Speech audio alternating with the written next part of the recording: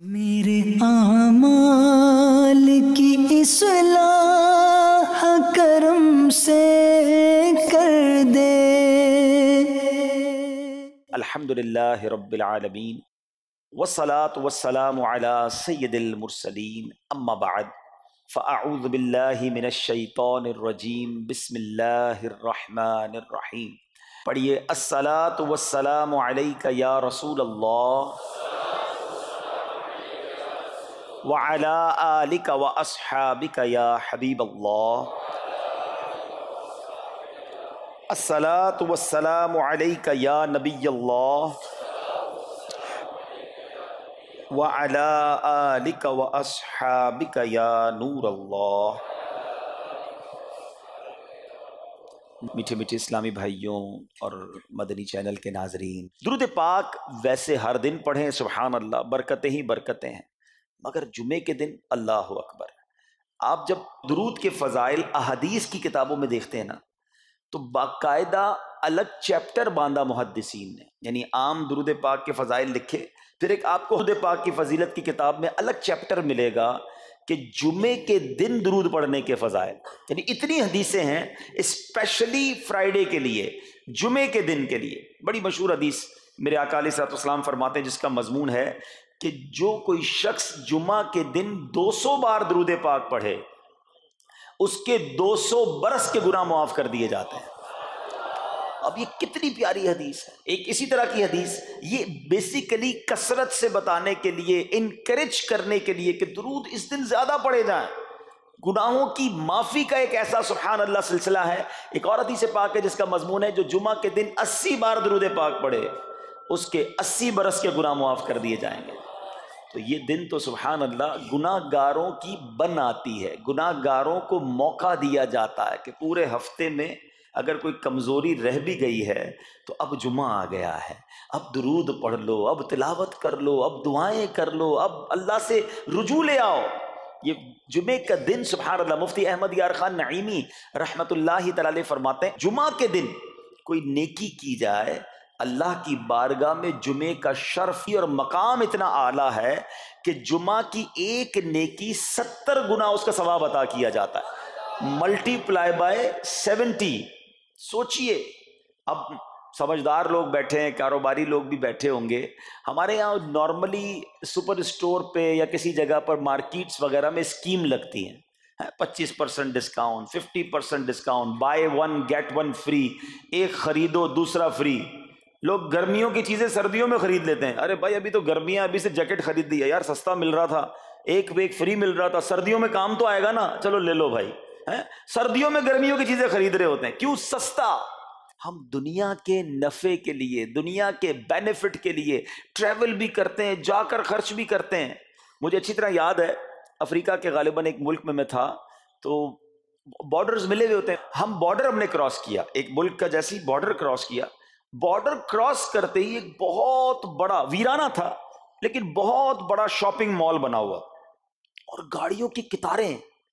تو میں نے اسلامی بھائی سے پوچھا، یار اس ویرانے میں اتنا بڑا شاپنگ مال اور اتنی گاڑیاں؟ تو انہوں نے وجہ پتہ کیا بتائی؟ کہتے ہیں جس ملک کے بارڈر کے ساتھ یہ سٹور ہے نا، اس ملک میں ٹیکس ہے، یہ ملک ٹیکس فری ہے۔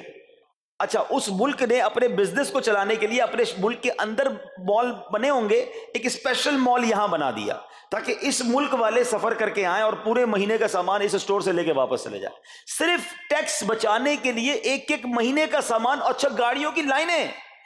اب بتاؤ یار، ہم دنیا کمانے کے لیے، سفر کرنے کے لیے تیار ہیں، نفع کمانے کے لیے، وقت دینے کے لیے تیار ہیں، ہر جمعے اسکیم اناؤنس ہے، ایک نیکی کرو 70 گنا ثواب کماؤ گے۔ بتاؤ کیا ذہن ہونا چاہیے کہ یار بس جمعے کا دن تو قرآن پڑھوں گا، درود پڑھوں گا، صدقہ کروں گا۔ سبحان اللہ، ڈھونڈ ڈھونڈ کے ہمارے صحابہ علیہم الرضوان ڈھونڈ ڈھونڈ کے نیک اعمال کرتے تھے کہ یہ بھی عمل کر لوں، یہ بھی کر لوں، اور جمعے کے دن اسپیشلی۔ تو اللہ کرے ذہن میں یہ بات بیٹھ جائے کہ میں نے جمعے کو زیادہ نیکیاں کرنی ہیں۔ اچھا، اب اس پہ میں ایک اور مشورہ دیتا ہوں۔ مثال کے طور پہ آپ نے ذہن بنایا ہوا ہے کہ یار پیر والے دن جو ہے نا، میں نے کسی مریض کی عیادت، رشتہ دار ہے وہاں جانا ہے، یا میں نے جناب سیٹرڈے یا سنڈے کوئی صدقہ خیرات کرنا ہے، کسی کی ہیلپ کرنی ہے۔ آپ نے کوئی نیکی پلان کی ہوئی ہے ہفتہ اتوار پیر منگل میں، تو کوشش کر کے اس کو جلدی کریں اور فرائیڈے میں کر لیں۔ ایک پوائنٹ آپ نے دیکھا، میں نے یہ نہیں کہا کہ اس کو اگلے جمعے کریں، ہاں ڈیلے نہ کریں، تھوڑا جلدی کر کے اس جمعے کو کریں تاکہ 70 گنا جو ہے وہ اس میں ثواب کما لوں، برکتیں حاصل کر لوں۔ تو اللہ کرے کہ میں اور آپ نیکیوں کے حریص بن جائیں۔ نیکیوں کی جو لالچ ہے نا، لالچ میں یہ بھی کر لوں، میں یہ بھی کر لوں، میں سجدہ بھی کروں، میں تلاوت بھی کروں، میں صدقہ بھی دوں، یہ تو نصیب والوں کو ملتا ہے۔ اور صحابہ کرام میں ہمیں نظر آتا تھا، پیچھے نہیں ہٹتے تھے صحابہ، ہمیں اعلان کیا جا رہا ہے کہ یہ موقع ہے، یہ نیکی ہے، اور پھر بھی کوئی نظر نہیں آتا۔ اللہ کرے کہ یہ جذبہ، کیونکہ یاد رکھو جس طرح کاروباری لوگ کہتے ہیں نا سیزن ہے نیکیاں کر لو، بالکل اسی طرح جب تک میری اور آپ کی سانسیں باقی ہیں نا، نیکیوں کا سیزن جاری ہے۔ جتنی نیکیاں کمانی ہے کما لو، یہ مائنڈ سیٹ بنا لو کہ یار پتہ نہیں کب مر جاؤں، اور نیکی اور نیکی۔ جس طرح پیسے کمانے کا ذہن ہوتا ہے نا، اللہ کرے اس سے زیادہ میرا اور آپ کا نیکیاں کمانے کا ذہن ہو جائے، یار تھوڑی اور نیکی کما لو، تھوڑی اور۔ مثال کے طور پہ آپ کہیں جا رہے ہیں، کسی نے کہا ذرا بیٹھیے 10 منٹ بعد وہ بھائی آئیں گے۔ اب ہم 10 منٹ کس طرح گزارتے ہیں؟ موبائل نکالا اور جناب دیکھنا شروع، 10 منٹ کیا 15 منٹ بھی گزر جائیں پتہ نہیں چلے گا، لیکن یہ 15 منٹ میں کیا ملا آپ کو؟ شاید گناہ ہی ملے ہوں گے، کیونکہ ہمارے موبائل میں تو بہت ساری چیزیں ایسی ہیں یا تو حرام دکھا دیتی ہیں یا حرام سنا دیتی ہیں۔ لیکن اگر نیکیوں کا ذہن ہو تو بندہ سوچے یار 10 منٹ میں تو میں سورہ یاسین پڑھ سکتا ہوں، 10 قرآن کا ثواب ہے۔ موبائل میں قرآن پاک ڈاؤن لوڈ ہو، قرآن شریف نکالا اور یاسین شریف پڑھ لی، ویٹنگ ایریا کے اندر 10 قرآن کا ثواب کما لیا۔ اگر یہ مائنڈ سیٹ ہو بندہ کہ یار اتنی دیر میں تو 100 بار درود پاک پڑھ لوں گا، اور آقا علیہ الصلوۃ والسلام فرماتے ہیں جو 100 بار درود پاک پڑھے اس کی دونوں آنکھوں کے درمیان لکھ دیا جاتا ہے کہ یہ بندہ دوزخ کی آگ اور نفاق سے بری ہے۔ 5 منٹ 10 منٹ میں اتنی نیکیاں کما سکتا ہوں، لیکن مائنڈ سیٹ ہی نہیں ہے، گھنٹوں ضائع کر دیں گے، نیکی کمانے کا ذہن نہیں بنتا۔ اگر یہی 10-15 منٹ میں مجھے پیسے ملنے ہوتے تو بتاؤ ہم کیا کرتے؟ اللہ کرے دل میں اتر جائے میری بات۔ تو بہرحال جمعہ کا دن یہ بہت کمال کا دن ہے۔ ہر جمعے کے دن آپ کو اونٹ صدقہ کرنے کا ثواب مل سکتا ہے۔ ایک اونٹ کتنے کا آتا ہے؟ 1.5-2 لاکھ روپے کا تو ہوتا ہے۔ 2 لاکھ روپے ہر جمعے کو صدقہ کرو، مہینے کے ہو گئے 8 لاکھ روپے۔ بندہ بولے غریب آدمی 8 لاکھ ہر مہینے؟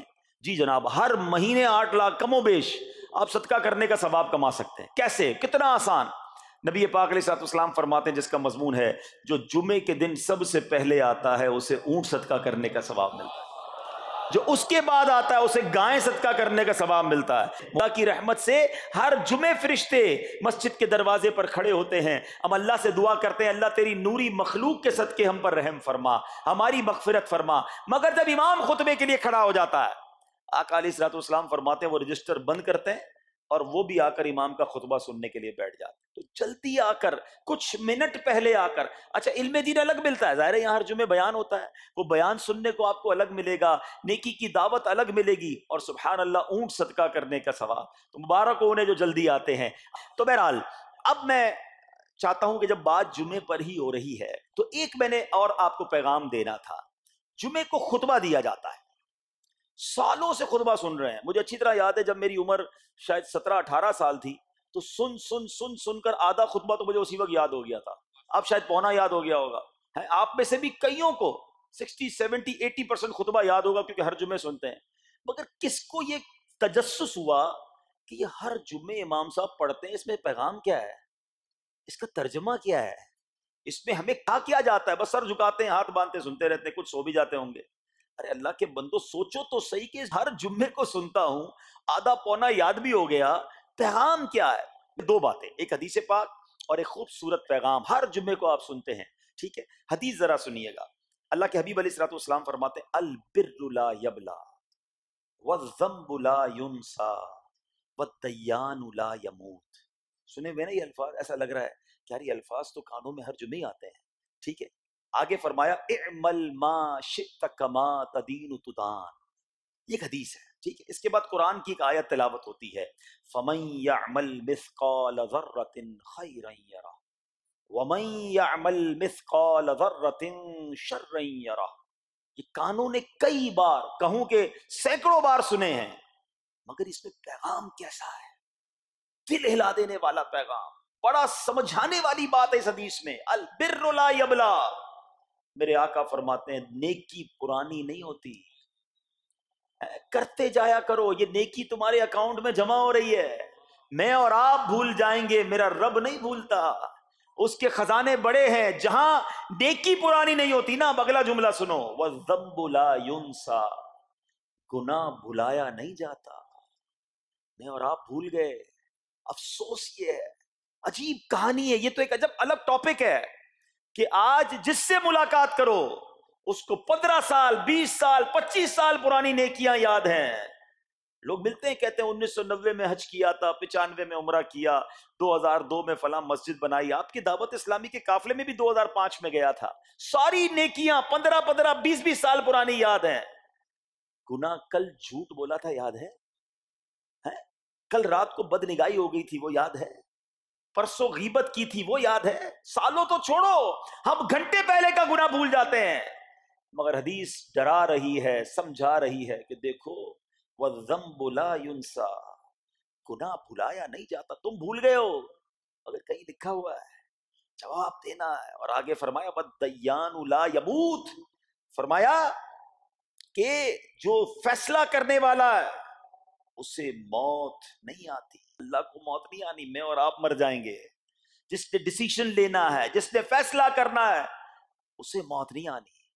پھر آگے فرمایا اعمل ما شئت کما تدین تدان، کر لے جو کرنا ہے، جیسی کرے گا ویسی بھرے گا. پھر قرآن کی یہ آیتیں سمجھا رہی ہیں فَمَن يَعْمَلْ مِثْقَالَ ذَرَّةٍ خَيْرًا يَرَهُ، جو ذرہ بھر نیکی کرے گا، بھلائی کرے گا، وہ دیکھے گا.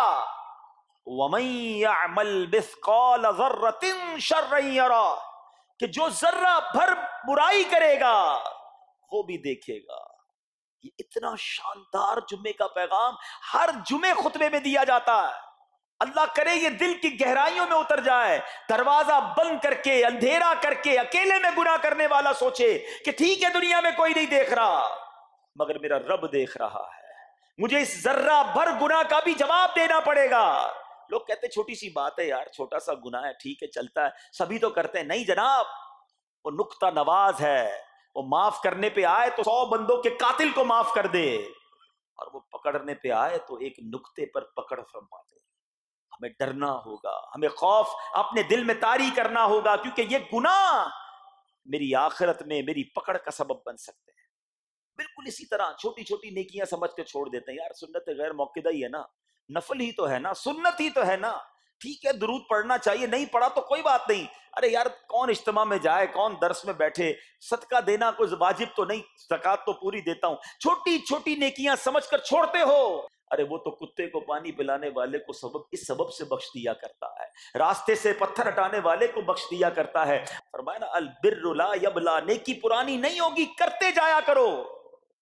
اللہ کرے کہ یہ ذہن بن جائے کہ بس میں زیادہ سے زیادہ نیکی کروں، دو لوگوں کے دلوں میں خوشی داخل کروں، مسلمانوں کی خیر خواہی کروں.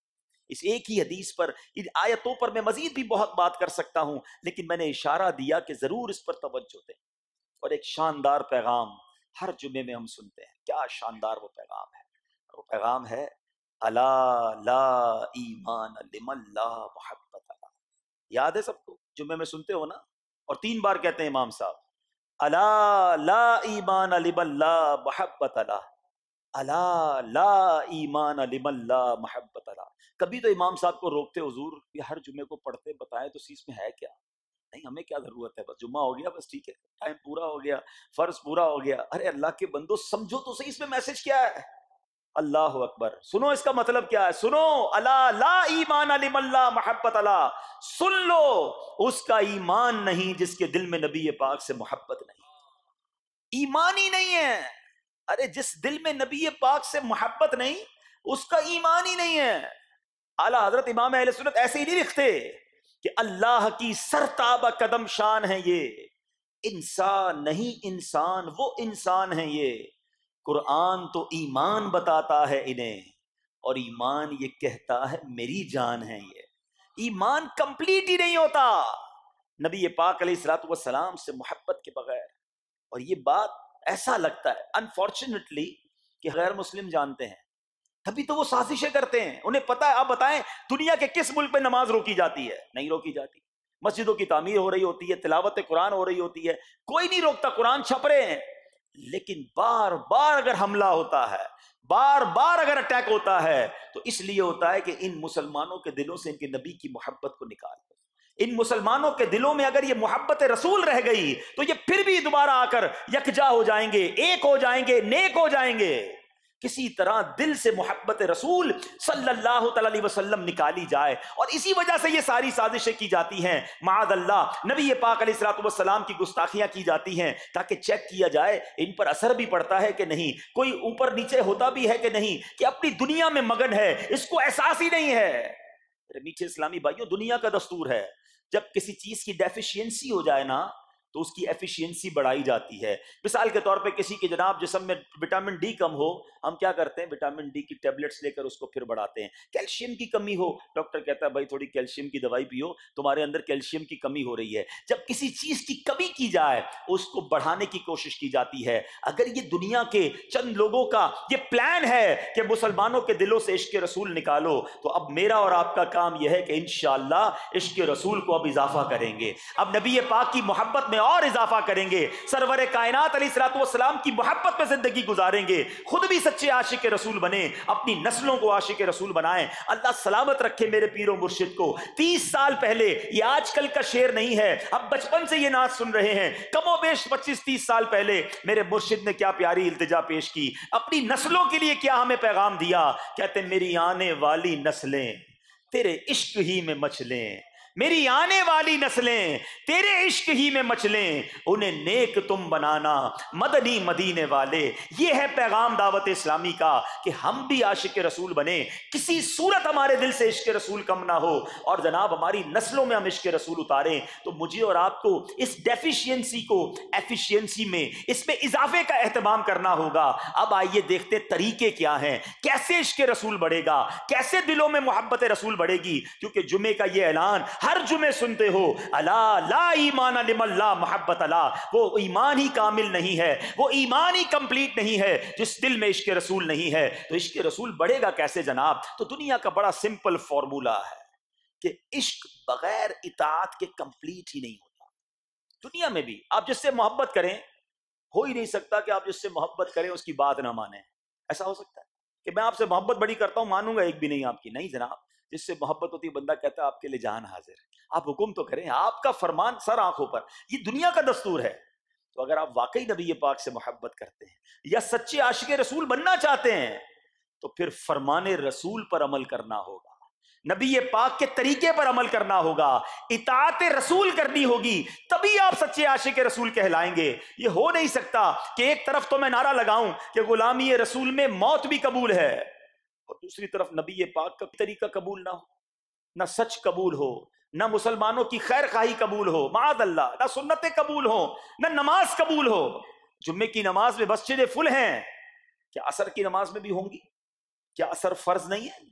کیا مغرب فرض نہیں ہے؟ کیا عشاء فرض نہیں ہے؟